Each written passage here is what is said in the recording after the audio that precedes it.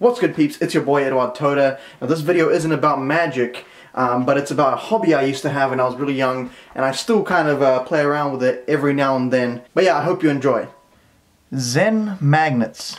They're very small, 5mm in diameter, spherical neodymium magnets. They basically, you can basically use them to sculpt things out of magnets. They look like this. They come out in sheets. Well, that's the way I choose to store them. And you can kind of unravel them.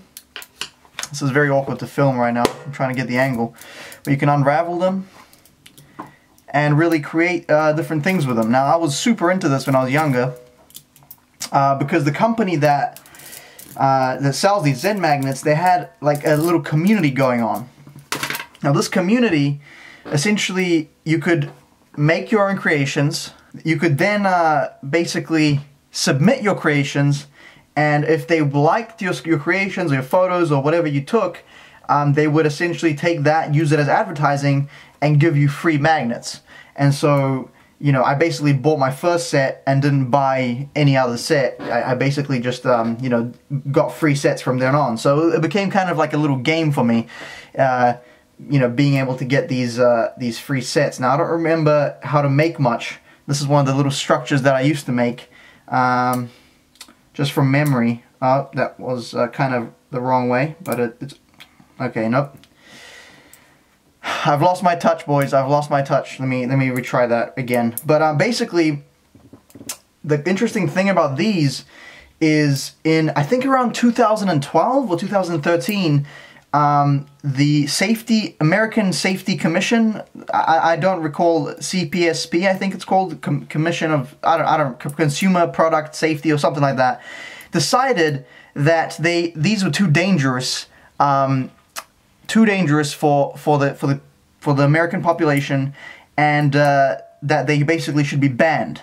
And the rationale was that kids were swallowing them and ending up in a hospital because, right, like, if you think about it, you swallow this, it pinches your intestines, and it's kind of like good night from there, right? You pretty much have to get surgery.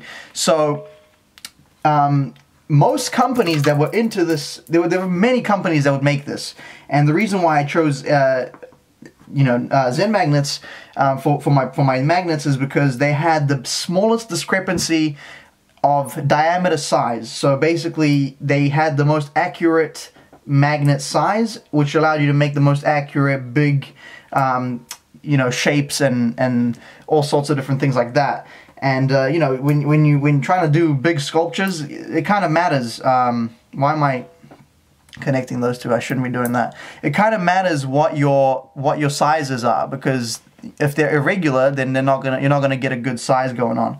Anyway, so most of the companies that were selling these magnets basically just gave up. They said, you know what? There we go. That's the a very simple. Try to get the lighting on this. A very simple creation there that I used to make. Spherical. You can kind of, it's hollow on the inside, and then you can kind of create a little thing. So the companies decided to just basically give up, and they basically sold out the stock and said, screw it, you know what, not worth dealing with this. And Zen Magnets was basically the only company that decided to fight against this and to basically go to court with the Safety Commission and prove that these were actually much safer, and you know, it's really a user problem, not a company problem, and not a manufacturer problem, which is kind of crazy if you think about it, because these magnets were only sold online. You couldn't find them in stores, so kids couldn't really get their hands on them without a parent. And so how can you blame, you know, a parenting issue on the kid, you know what I mean, on the product, when there's clearly, you know, it's like saying, well, we have like poison, right? Kids can't get their hands on it because it's poison, but if they were to get their hands on it and they drink it, they would die, so let's ban it, right? It makes no sense. And basically, it took them, I think, 5 or 6 years. Finally, they've beat the commission, and they can finally go back into production, I believe. I'm not 100% on the details, but that's essentially the case right now. I haven't been in the scene for a long time. I don't even really know what's going on. I've seen people post lots of stuff. But I figured I'd give you guys a little insight into something I used to spend a lot of time with when I was younger. Because this was, I don't know, it was just really satisfying. It was just like a nice little hobby that kind of got banned, which is kind of insane.